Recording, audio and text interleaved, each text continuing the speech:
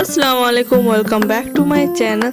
तो यहाँ पे मैं लंच की तैयारी कर रही हूँ। आज हमारे घर पे सिर्फ मैं और मेरे हस्बैंड हम दोनों ही रहने वाले हैं, तो हम दोनों का ही लंच में बना रही हूँ यहाँ पे। और जितने भी फैमिली मेम्बर्स हैं वो सारे कुछ काम से बाहर जाने वाले हैं, तो उन लोगों का लंच भी बाहर होगा। तो वो सारे कुछ देर के अंदर अंदर ही निकल जाएंगे काम से, और घर में सिर्फ मैं और हस्बैंड रहेंगे। वो सब आ जाएंगे शाम होते होते। और यहाँ पे मैं बना रही थी मटन। नॉर्मली जैसे आलू वाला मटन बनाते हैं सेम वैसे ही यहाँ पे मैं मटन बना रही थी। और सच कहूँ तो मेरा आज बिरयानी खाने का मन कर रहा था। लंच में बिल्कुल ही मेरा मन नहीं कर रहा था। बनाओ, 2 इंसान है तो क्या ही बनाओ।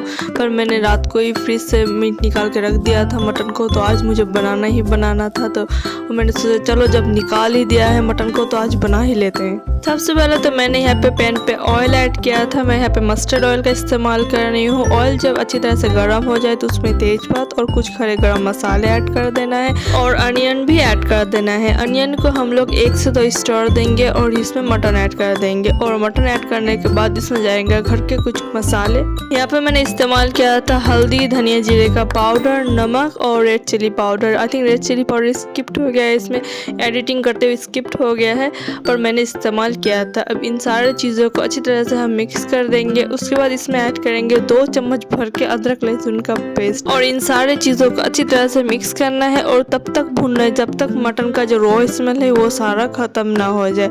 और यहाँ पे जब मैं मटन बना रही थी ना, बीच बीच में सोच रही थी कि इसमें एक काम करते हैं, आलू छील के ऐड कर देते हैं, मटन वाला आलू बन जाएगा। और मैं घर पे थोड़ा सा बिरयानी का चावल भी रखा हुआ था, वो बना लेते हैं। तो यहाँ पर मेरा प्लान हो गया चेंज। मैंने यहाँ पे 2-3 आलू अच्छी तरह से छील के धो के इसमें मैंने ऐड कर दिया था मटन में, और इनको भी मटन के साथ अच्छी तरह से फ्राई कर लिया था। आलू को भी ना अच्छी तरह से फ्राई करना है ताकि आलू में ना वो गोल्डन ब्राउन मार्क्स आ जाए। अगर गोल्डन ब्राउन मार्क्स आ जाएंगे ना तो बहुत अच्छे लगेंगे देखने में भी और खाने में भी। पर यहाँ पे एक बहुत बड़ी प्रॉब्लम थी कि मेरे पास कोई सा भी बिरयानी का मसाला घर पे अवेलेबल नहीं था। यहाँ पे मेरा मन बहुत ज़्यादा उदास हो रहा था कि यार क्या करूँ, जब मेरा मन करता है तब वही कुछ ना कुछ घर पे नहीं रहता। मतलब ऐसे आई थिंक हर घर पे ही होता है कि अगर आप अचानक से कुछ बनाने का मन करे ना तो कुछ ना कुछ इंग्रेडिएंट्स होता है जो मिसिंग होता है, और बारिश की वजह से जाया भी नहीं जा सकता था। और यहाँ पे मेरा मटन भी अच्छी तरह से भून चुका था। देखिए आलू पे कितना अच्छा गोल्डन ब्राउन मार्क्स आया हुआ था।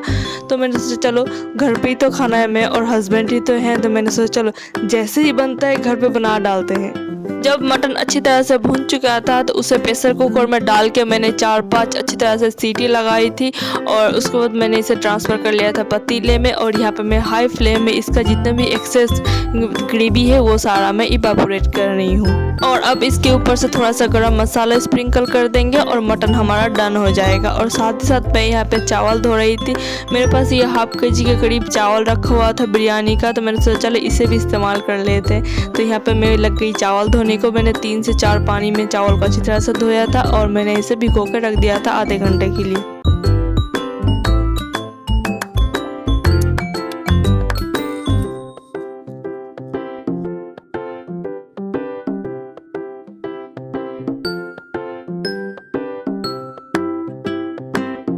उसके बाद जी आधे घंटे हो चुके थे, चावल भी मेरा अच्छी तरह से फूल चुका था। यहाँ पे बारी है चावल को बॉईल करने की। तो यहाँ पे मैंने एक लेमन ऐड किया था, लेमन जूस ऐड किया था, साथ साथ मैंने ये लेमन भी ऐड कर दिया था, और कुछ खड़े गरम मसाले।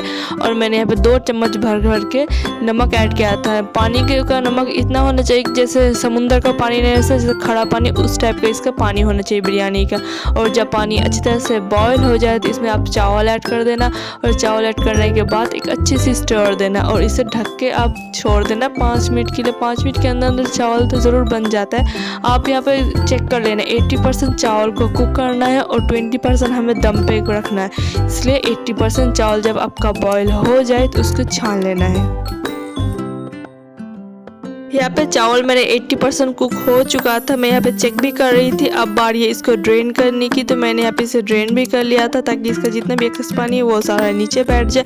अब बारी है दम देने की, तो मैंने यहाँ पे एक हांडी लिया था और हांडी के नीचे तेज़पात दिया था। मैं हमेशा दम देते वक्त ना तेज़पात देती हूँ ताकि नीचे जले नहीं। उसके बाद इसके ऊपर जाएगा चावल और उसके बाद जाएगा मटन।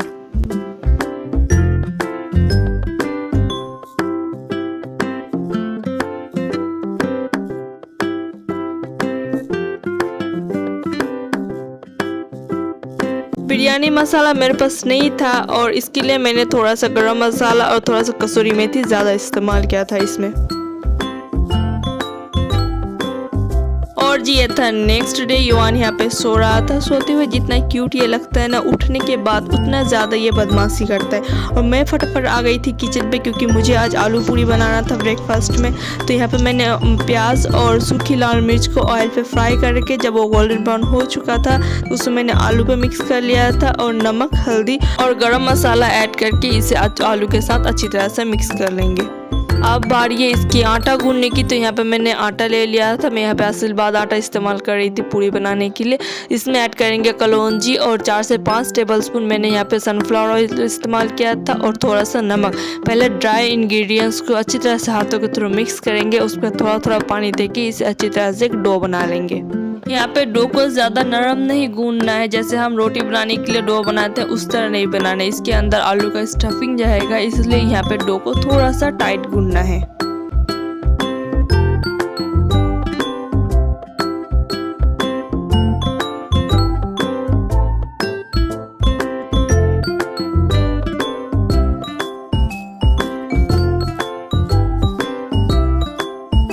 यहाँ पे डो मेरा अच्छी तरह से गूंद चुका था और मैंने इसके पेड़े भी बना लिया था। अब बारी है इसमें अंदर आलू की स्टफिंग डालने की और पूड़ियाँ बनाने की। सुबह सुबह इतनी तेज़ मेरी भाग दौड़ लगी रहती है ना, मैं आपको कभी अपनी मॉर्निंग रूटीन शेयर करूँगी तब आपको पता चलेगा। इतना तेज़ भाग दौड़, और उसमें अगर फोटो वीडियो शूट करना है तो और भी ज़्यादा मुझे भाग दौड़ लगी रहती है। यहाँ पे पेड़ों को मैंने राउंड शेप में कर दिया था। अब फिंगर के थ्रू इसके अंदर थोड़ा सा जगह बनाना है और जब ये जगह बन जाए तो आप 1 चम्मच भर के आलू का स्टफिंग लें और उसके अंदर आप ऐड कर दें। अब बारी है इसको बंद करने की। तो मैं यहाँ पे जैसे फिंगर के थ्रू सारे आटे के किनारों को बंद कर रही हूँ ना, उस तरह से इसे बंद करना है और इसे राउंड शेप में फिर से ला देना है।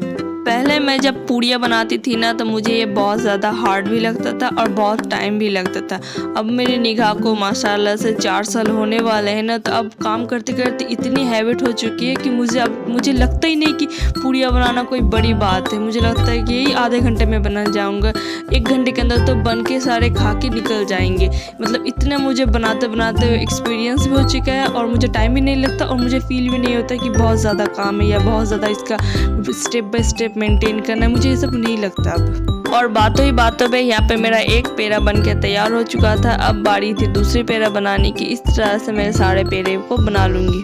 और आलू की स्टफिंग आप अपने हिसाब से डालना। अगर आपको ज़्यादा पसंद है तो आप ज़्यादा ऐड करना, पर उतना ज़्यादा नहीं ऐड करना क्योंकि जब पूड़ियाँ बनाओगे ना तो फट जाती है आलू ज़्यादा अगर हो तो। और अगर कम डालोगे ज़्यादा तो पता ही नहीं चलेगा कि अंदर कुछ है या नहीं है। इसलिए मीडियम आलू का स्टफिंग डालना। और अगर आप बहुत ज़्यादा प्रो हो बनाने में आलू की पूड़ी तो थोड़ा सा ज़्यादा अगर डाल देते हो आलू की स्टफिंग तो कोई फ़र्क नहीं पड़ेगा। अगर थोड़ा सा ऊपर नीचे हो भी जाए तो आप उसे मेंटेन कर ही लोगे। और यहाँ पे मैं फटाफट से पूड़ियाँ फ्राई कर रही थी क्योंकि बीच में युवान उठ चुका था ना, तो मुझे सारा काम बंद करके युवान को फ्रेश करवाना पड़ा और उससे खाना भी खिलवाना पड़ा। पहले जाके युवान को ब्रेकफास्ट करवा लिया था, उसके बाद फिर से आ गए थे मैं यहाँ पे पूड़ियाँ तलने के लिए। और हस्बैंड भी रेडी सेडी होकर बैठे थे ब्रेकफास्ट करने के लिए। वो ब्रेकफास्ट करके स्कूल निकलना था उन्हें, तो यहाँ पे मैं फटाफट से उसे ब्रेकफास्ट दे दिया था। और यहाँ पे युवान को देख के, अगर स्कूल जाएंगे हस्बैंड या फिर स्कूल से वापस आएंगे, उसे एक राइड तो चाहिए ही चाहिए अपने पापा से। अगर युवान को इस तरह से सुबह सुबह एक बाइक की राइड मिल जाती है ना तो उसका मूड बहुत अच्छा हो जाता है और वो मुझे उतना तंग नहीं करता। तंग तो मुझे ऑल टाइम ही करता है पर उतना नहीं करता। अगर वो देख ले कि पापा जा रहे हैं और उसे राइड नहीं दिलवाए तो मतलब मेरा तो उस दिन तो हो गया काम। मतलब उस दिन तो मुझे इतना परेशान करता है और इतना मुझे तंग करता है मुझे काम करने में, तो मेरा पूरा दिन निकल जाता है। मतलब जो काम 2 घंटे का काम होता है ना वो मुझे 3 घंटे या 3-3.5 घंटे भी लग जाता है करने पे। और यहाँ पे हस्बैंड भी जा चुके थे अपने स्कूल और युवान को मैं बाहर से घर भी लेके आ रही थी और मेन गेट भी बंद कर रही थी। अगर ये गेट खुला रह गया ना तो युवान बाहर भाग जाता है क्योंकि उसकी एज ही ऐसी है कि उसकी भी तो कोई गलती नहीं है। उसे हर चीज़ को एक्सप्लोर करना है, हर एक चीज़ को देखना है। और आज दोपहर के यहाँ पे वो चिंगड़ी माछ कहते हैं जिसे प्रॉन्स कहते हैं, वो लाया गया था हमारे घर पे और बहुत छोटे छोटे लाया गया था क्योंकि मुझे छोटा छोटा चिंगड़ी माछ खाना बहुत ज़्यादा पसंद है, इसलिए मैंने ये मंगवाया था। और आज जाके ये हमारे घर पे प्रकट हुआ था। मतलब आज मेरे घर पे ये आया था और मुझे ये सारा क्लीन करना था। इसे क्लीन करना बहुत ज़्यादा टफ है और बहुत टाइम टेकिंग वाला काम है। मुझे तो बहुत टाइम लग गया था इन सारे को क्लीन करने में। और ये देखिए एक छोटा सा फिश का बच्चा भी था इसमें, बेचारा अपना ज़िंदगी भी नहीं देख पाया और इंतकाल हो गया। और यहाँ पे मेरे फेस के एक्सप्रेशन देखिए, 12 बचे हुए मेरे फेस के, मतलब कि इतना छोटा छोटा प्रॉन्स है ना, मतलब मेरी हालत बहुत बुरी हो गई थी बनाने में। तो मेरी सासू माँ भी आ गई थी, उन्होंने मेरी बहुत हेल्प की बनाने में। वो सारा मेरे साथ बना के भी दी और वो धो के भी दी, मैंने सिर्फ इसे फ्राई किया था। मतलब कि लाइफ में अगर सासू माँ होना तो इंसान कामों से बच भी जाता है। तो जी यहाँ पे चिंगड़ी माछ को अच्छी तरह से साफ करने के बाद अच्छी तरह से धो के भी दे दिया था मेरी सासू माँ ने। और ये ग्रीन ग्रीन जो दिखा रही थी ना, मैं चिंगड़ी माछ के अंडे थे, मैंने फर्स्ट टाइम देखे थे अंडे, तो आप लोगों को भी दिखा रही थी मैं। अब बारी इसको फ्राई करने की, तो यहाँ पे मैंने मस्टर्ड ऑयल लिया था, थोड़ा सा नमक और हल्दी दे के इसे मैं 2 बैच में अच्छी तरह से फ्राई कर लूँगी। और ये सारा काम ना मैं आखिर में कर रही थी। लंच भी मैंने बना लिया था, उसके बाद ही मैं चिंगड़ी माछ को फ्राई करने बैठी थी, क्योंकि मतलब कि अगर ये सारे काम करोगे ना तो लंच बनाने में बहुत ज़्यादा लेट हो जाता है, इसलिए मैंने पहले लंच बना लिया था, उसके बाद ये कर रही थी। और आज तो मुझे चिंगड़ी माछ बनाना था नहीं, तो इसलिए मैं सिर्फ इसे फ्राई करके एक कटोरी में उठा के इसे अच्छी तरह से फ्रीज कर दूँगी, और जब मुझे बनाना होगा तब मैं डायरेक्ट फ्रिज से निकाल के इसे बना लूँगी। और एंड में इसकी क्वांटिटी देखना कितनी ज़्यादा कम हो जाती है, पहले कितना था और अब कितना सा हो जाता है, क्योंकि इसे साफ़ करने में ही तो आधी निकल जाता है और आधा फ्राई करने में भी ये सिकुड़ जाता है। तो मतलब ये बहुत कम क्वांटिटी हो जाता है बनने के बाद।